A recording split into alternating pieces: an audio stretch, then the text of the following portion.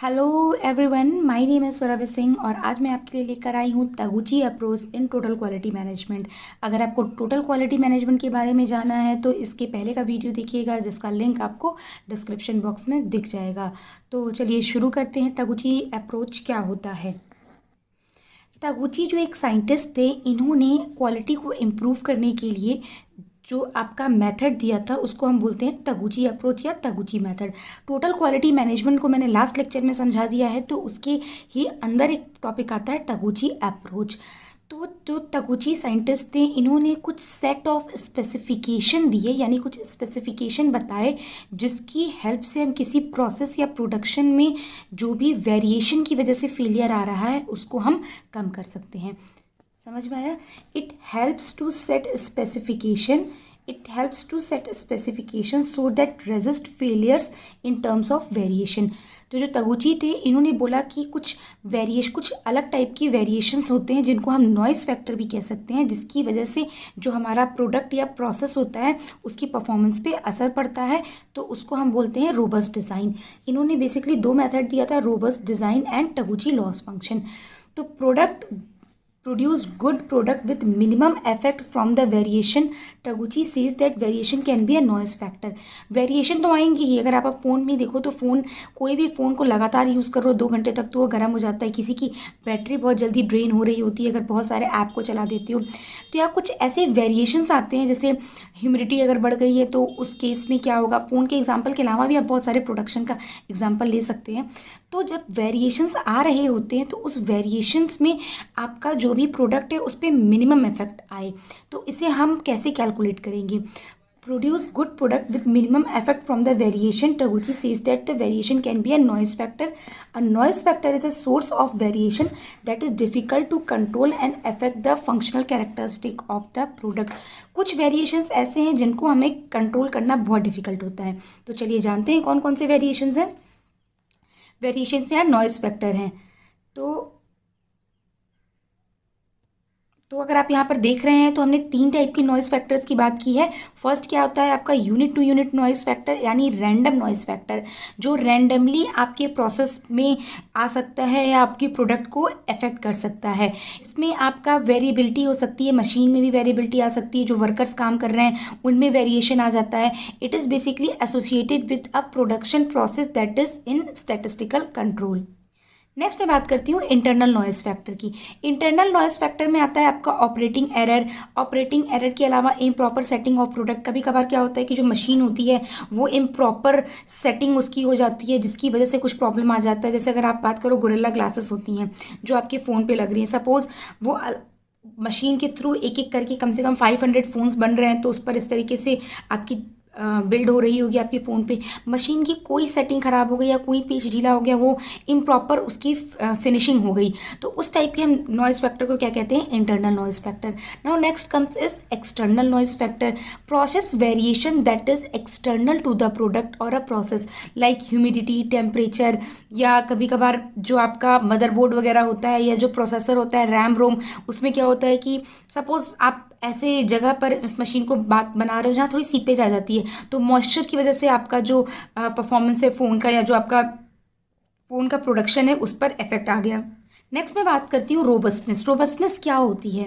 Robustness definition itself is very important. Robustness means the process continue to produce good product with minimal effect from uncontrollable variation in its operating condition.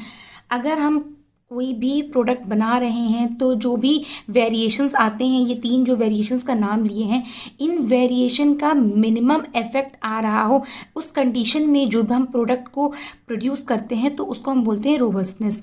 It is the process continue to produce good product with minimal effect. Clear है। तो robustness की definition भी आपसे पूछी जा सकती है। Next मैं बात करती हूँ तगुची लॉस फंक्शन। आपको मैंने बताया था कि तगुची जो थे उन्होंने 2 दिया था, robust design and Taguchi loss function. Robust design मैंने आपको बता दिया। अब उन्होंने बताया था तगुची लॉस फंक्शन के बारे में। लॉस फंक्शन का क्या मतलब है। जैसे अगर आप कोई भी प्रोडक्ट प्रोड्यूस कर रहे हैं तो जो ये भी वेरिएशन जो भी मैंने आपको बताया नॉइस फैक्टर है, उस वेरिएशन, इस नॉइस फैक्टर या उस वेरिएशन की वजह से जो आपकी परफॉर्मेंस है उसमें थोड़ा सा वेरिएशन आएगा। अगर आपको याद हो तो मैंने बताया था इस टाइप सा कुछ अपर कंट्रोल लिमिट होती है, लोअर कंट्रोल लिमिट होती है।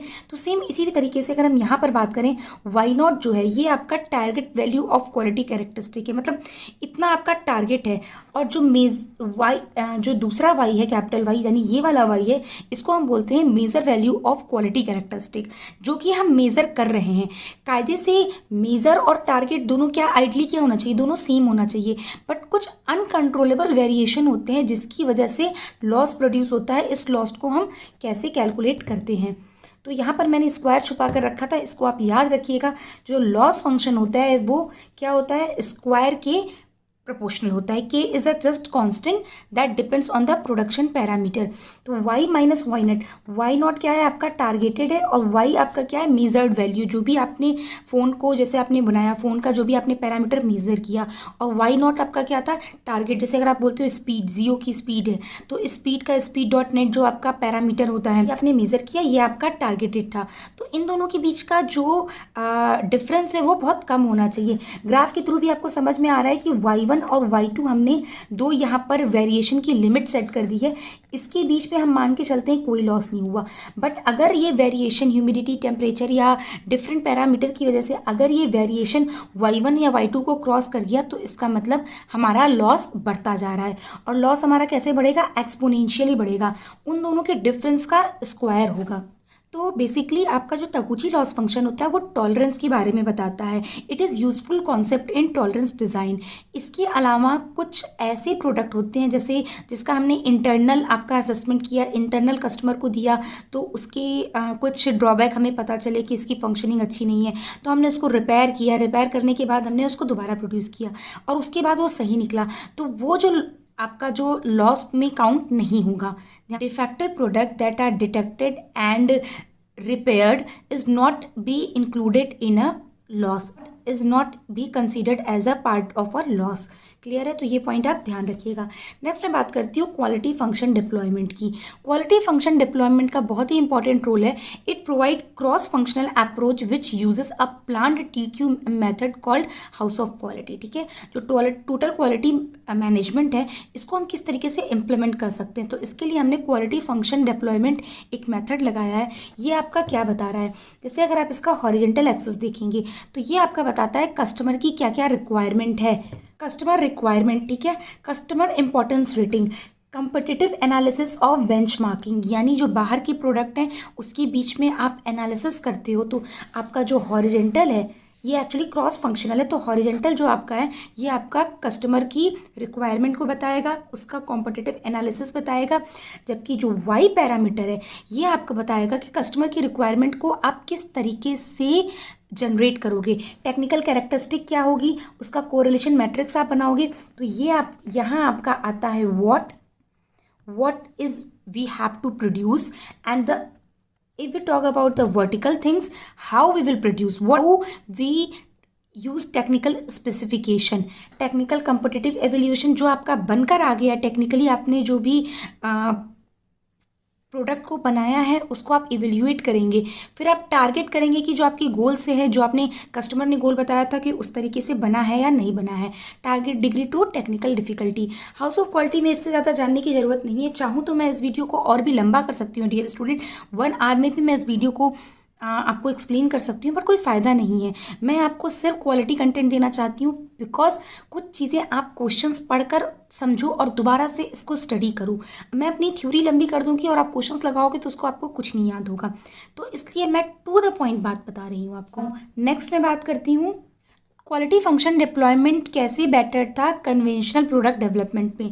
जैसे पहला जो स्मॉल क्यू टगुची मेथड था, उस टाइप से जो पहले के जो कन्वेंशनल प्रोडक्ट डेवलपमेंट थे उसमें क्या वेरिएशन था। जो आपका क्वालिटी फंक्शन डिप्लॉयमेंट यानी टोटल क्वालिटी मैनेजमेंट था, वो क्या करता है, कस्टमर को सुनता है, जबकि जो आपका कन्वेंशनल प्रोडक्ट डिप्लॉयमेंट है ये क्या करता है, specific of internal demand. Like BSNL का मैंने आपको जो एग्जाम्पल दिया वो सबसे बेस्ट एग्जाम्पल है कि वो सिम प्रोड्यूस करते थे, सिम को लेने के लिए लंबी लंबी लाइन लग जाती थी, BSNL का सिम किसी के पास होता तो वो बहुत खुश हो जाते थे कि हमारे पास बीएसएनएल का सिम आ गया है।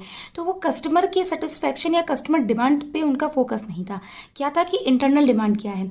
नेक्स्ट जो बात करूँ क्वालिटी फंक्शन डेवलपमेंट की, develop and manufacture towards major goal, minimum deviation from target. Minimal नहीं है, ये मिनिमम है, यानी ये जो भी प्रोडक्ट मैन्युफैक्चर करते हैं वो आपका गोल के पॉइंट ऑफ व्यू से मेजर करते हैं कि आपका जो टारगेट वैल्यू है उससे मिनिमम डेविएशन हो।